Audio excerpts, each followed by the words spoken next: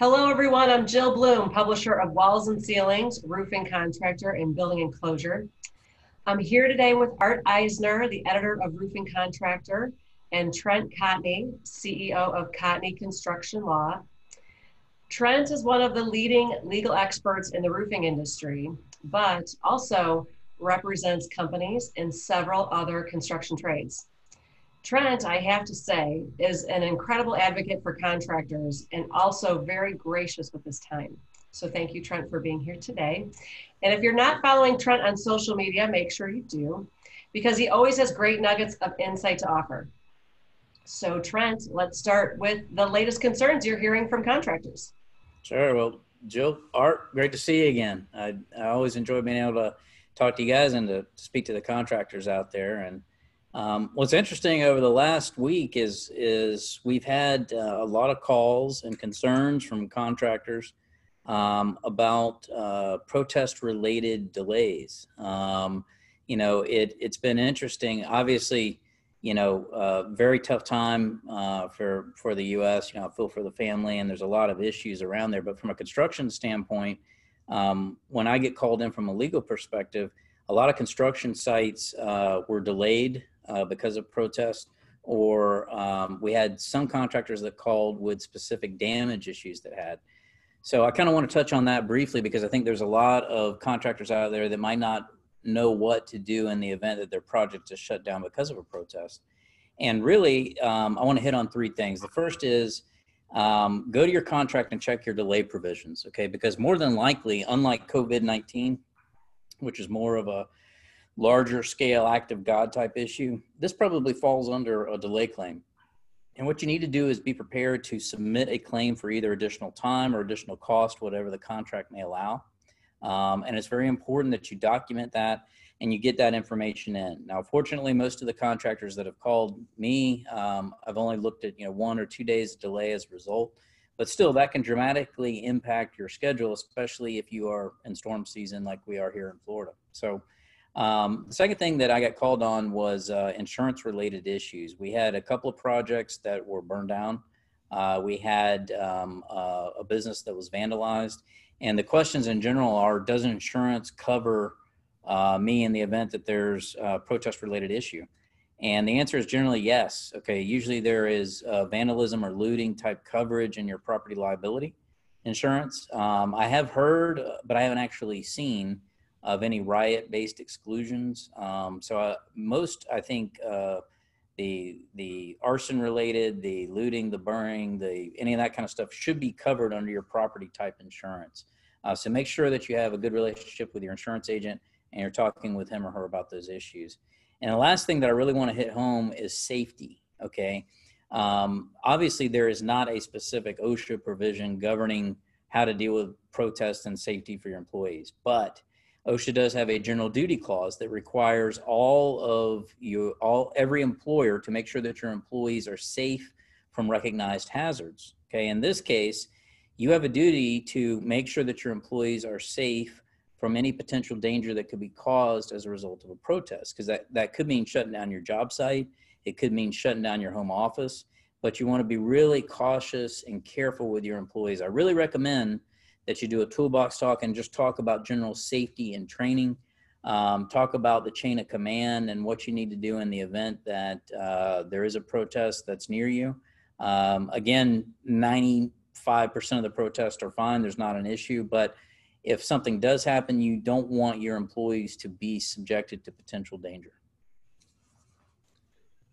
Wow, Trent, that's some really good insight in a topic that, on top of this COVID-19 pandemic, really must have some roofing contractors, contractors in general, just scratching their heads on what to do. Having this issue come so closely on top of what we've been going through with COVID-19, how tough is that to deal with, and how much do you feel, are you hearing panic in the air from contractors? And Art, that's a great question. And, what I would call it is just mental exhaustion. I mean, it's tough.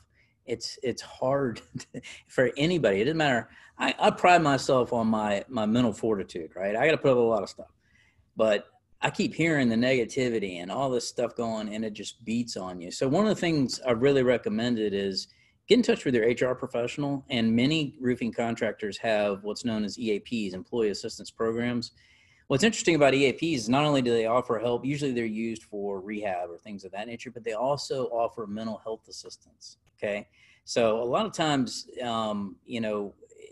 this has taken a toll on your admin staff, it's taken a toll on your crew, and even though you might not be directly affected or impacted, you want to think about that from an HR perspective if you have that benefit or that capability to add.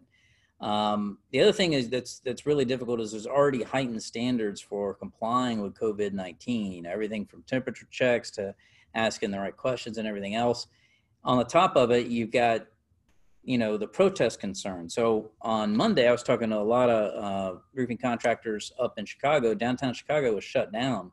Had one contractor I was talking to had 6 jobs shut down. Okay, and that is stressful for anybody because you've got schedules to meet. Some of those contracts have liquidated damages type provisions in there where you got to make sure you're on schedule, and it's a very stressful powder keg type situation to begin with. So being able as an employer to make sure that you are help easing that stress, help reassuring your employees, giving them access to HR and the ability to kind of vent is important because you need to keep, it's not just physical health, it's mental health. And when you are put under these kinds of levels of stress for any of us, it's important to have that outlet. Right. And I think as both of these crises continue to go on, that will only become more and more important. Right. It doesn't seem like there's much end in sight right now. Let's talk specifically about some of those upgraded guidelines. Any confusion out there about what OSHA recently did or what they added to? And you mentioned specifically the temperature screens. Are contractors putting that in, mandatorily? Yeah, so the OSHA guidance itself, there was nothing necessarily revolutionary about what they put out. It was mainly stuff that was common sense in nature. It was the guidelines themselves focused on return to work type policies, and what they were really focusing on, they made a bunch of great suggestions. But it's like I said, when we talked previously, anytime OSHA makes a suggestion, it's usually not a suggestion.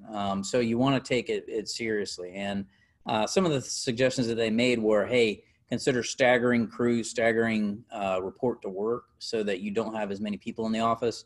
Consider rearranging the office, engage in heightened cleaning and sanitizing common areas. And that's important not only to follow CDC and OSHA guidelines, but it's important to give your employees that sense of ease. Okay, we talked about that before, how just easing concerns. Here at our office, we haven't had a mandatory return to work, but we've had people slowly trickling back in. And one of the things that we're doing, or reassuring them, hey, this is what we got going on. This is how serious we're taking it. These are the steps that we're doing. Now, to answer your question, Art, about temperature checks, I have seen a lot of roofing contractors start to do this. And I recommend it. I think it's something that it's not required, but I think it's good because if you end up in a situation where you've got a crew member that does not tell you that they're sick and they end up at a job site, okay, you may have an issue where you've got to deal with exposure of that individual to not only your other crew members, but to your customer, okay? And it's better to go ahead and figure that out in advance. So it also helps kind of show your employees that you're taking it seriously. And there are very specific protocols and guidelines on taking temperature. So you want to be careful about how you do that. You want to maintain the proper distance. You want to avoid, reusing stuff. You want to the extent that you can, make sure that you're sanitizing anything that's used. But I recommend it. I recommend that people engage in it because the failure to do that could lead to potential worse effect, not only with your employees, but your customers. All right, let's turn to politics a little bit. Can you talk about any of the recent stimulus legislation and what's next? Yeah, so the Paycheck Protection Program is a hot mess. I'll just be honest with you. I like knowing what the rules of the game are. It's sort of in my blood and my training. Paycheck protection programs all over the place. And it's, the good news is that this latest legislation was passed by the House. Okay. It went up to the Senate, it was passed by the Senate. And right now it's just waiting on approval from President Trump. It will help out small businesses tremendously. And what I want to do is I want to go over some of the things that are in this, if it's passed, how it could help. Okay. Right now, the Paycheck Protection Program has a 2-year maturity date. Okay. This proposed legislation would extend it to a minimum of 5. Okay. That's great, because a 2-year balloon payment is tough. It's tough, especially in these times. So the next is there's a 6-month deferral period where you don't have to make any payments for the first 6 months. You're still accruing interest, but you don't have to make payments.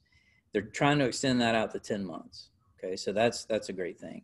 The next thing, which a lot of people are focusing on, is it's reducing the 75% of it, the loans being dedicated to payroll cost, down to 60%. So that means that you can use it for other qualified expenses like, rent or mortgage payments or utility payments, which is another good thing. And that's for purposes of forgiveness as well. Okay. The next thing is the covered period was 8 weeks from the time that you received the funds. They're extending that out from 8 weeks to 24 weeks, which is fantastic. Okay. Because it's hard to go through all your PPP loans within that 8-week period. I would much rather have the capability to spread that out for 24 weeks rather than 8. Okay. They have done a variety of other things. One of the biggest things that I saw in there was that before they said that if you were eligible for loan forgiveness, that made you ineligible for the payroll tax deferral. Okay, they eliminated that. So you potentially can also defer your payroll tax. Again, consult with your tax advisor. This is not law yet, but this could be something that's very beneficial. There's some other things that are in there, but those were sort of the big ones that I saw. I think if it's passed, it's going to help small businesses because it takes all those guidelines and really extends them out. And that's what's needed. And Art, Jill, the thing that I'm concerned about now, and I've said it again and again and again, we're in the honeymoon phase right now, right? Everybody is still getting unemployment checks. We've got 42 million people on unemployment right now. Okay, I don't know what percentage that is. My guess is it's 22, 24%. When those unemployment checks run out, okay, and when those PPP funds run out, it's not going to be pretty. And what I like to see is I like to see this extending of some of this stuff, making it a little bit easier to stretch some of these funds, because my eye is on into third quarter, fourth quarter. I don't care what people are doing now. Most contractors have said, business as usual. I don't care about now. What I'm concerned about is some of the stuff I've been hearing in the news, like AMC saying that they may not reopen ever. Okay. When you start hearing stuff like that, you're like, ooh, okay. And that's what I think we're going to start hearing more of. So, Trent, can I jump in and ask a question? When you said that they were taking the covered payment from 8 weeks to 24, mm-hmm. So if I'm a contractor and let's say I get $5 million and it's 24 weeks and I've only used $2 million, what happens at that point? Okay, so to drill down into it, the covered period right now, what they're suggesting is the covered period ends on the earliest of either 24 weeks or December 31st, 2020, depending on where you fall, okay? And what they're doing for that period of time is they're looking at that period of time to determine forgiveness eligibility.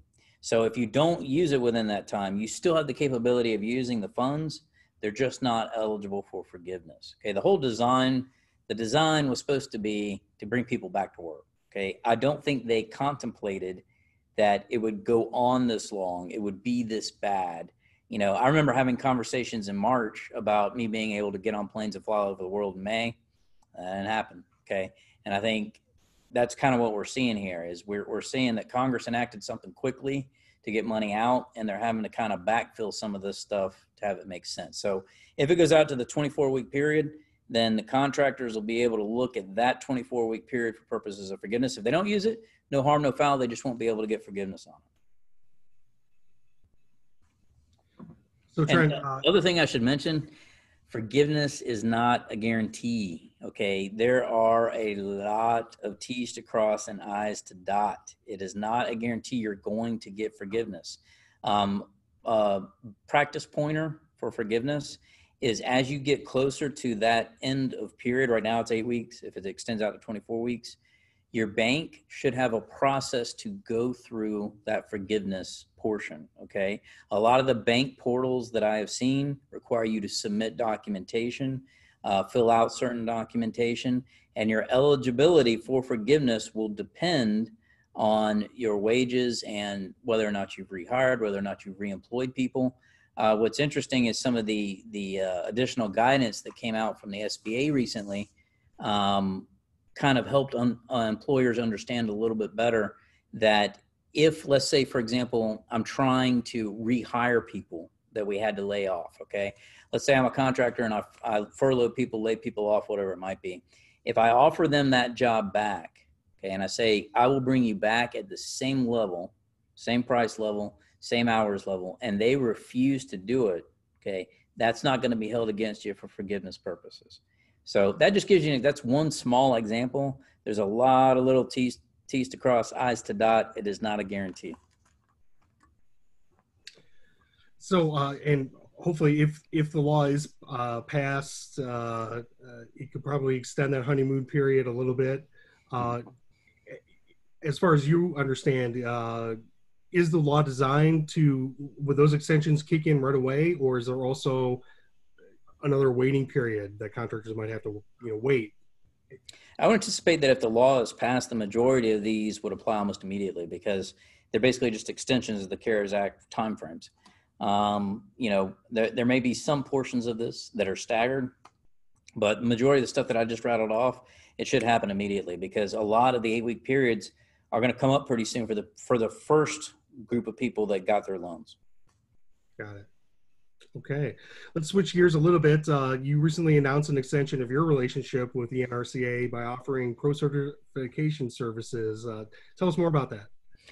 Sure. So I'm obviously very passionate about the industry. It's something that I love doing. I was talking to somebody right before I got on here, and I've gotten to a point in my career where what gets me out of bed is being able to give back and affect positive change. That's what I really get inspired and passionate about. So we were blessed to have hired John Kinney, who acts as our chief operating officer and our technical director. And he is a qualified assessor for pro certification in both shingle and TPO. Okay. And he will be applying for the PDM pro certification as well.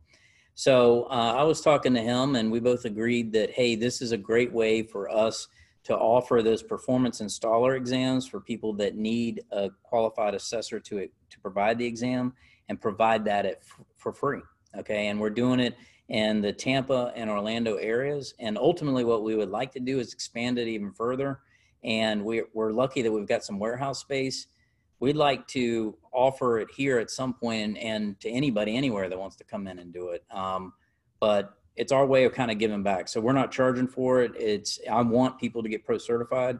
I'm a big believer in it. I think it's a great way to help increase the professionalism. And hopefully this is one way that we can help give back in that manner. Nice. You're also participating tomorrow in a webinar with the NRCA on navigating crisis management, which we've talked a lot about in our series here. What can roofers expect to get out of that discussion?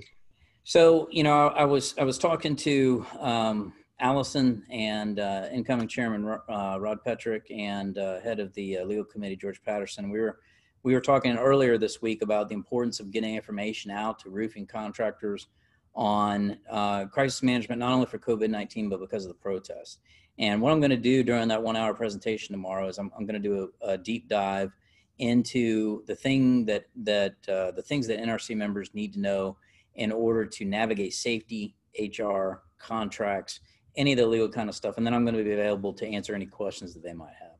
So we're going to have our head of our employment group, Ben Briggs, there. And I think it's going to be a great opportunity to get some cutting edge leading information out to contractors to help them navigate these difficult times.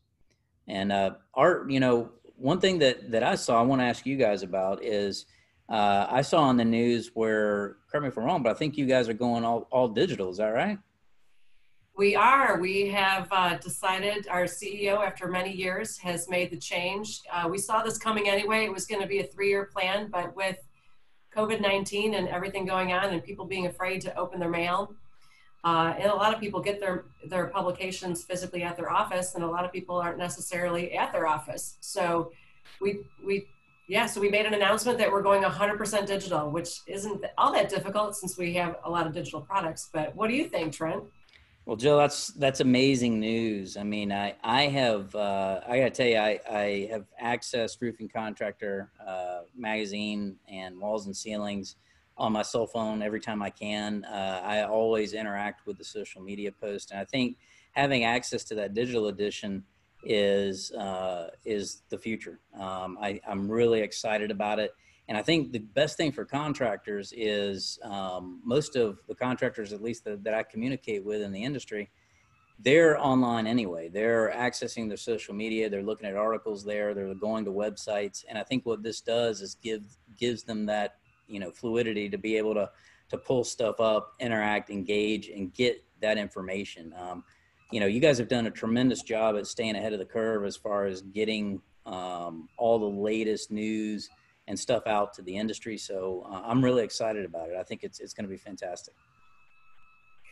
Well, yeah, thank you, Trent, for asking that too, because we are definitely excited as well, because it's a new day, it's a new era of what we're going to be embarking on. But thank you very much, Trent, for joining us today. And thank you everyone for watching. Also, Trent, if anyone needs to reach you, how can they do that? And go to our website, cottonycl.com. Feel free to reach out to me direct, tcottony@cottonycl.com. Fabulous. So, and if you also need to reach anyone at Roofing Contractor or Walls and Ceilings or Building Enclosure for that matter, you can reach us at roofingcontractor.com or wconline.com and just click on the Contact Us tab. But also make sure you subscribe to our e-newsletters and our digital edition. And we hope everybody stays safe and healthy, and we look forward to seeing you next time.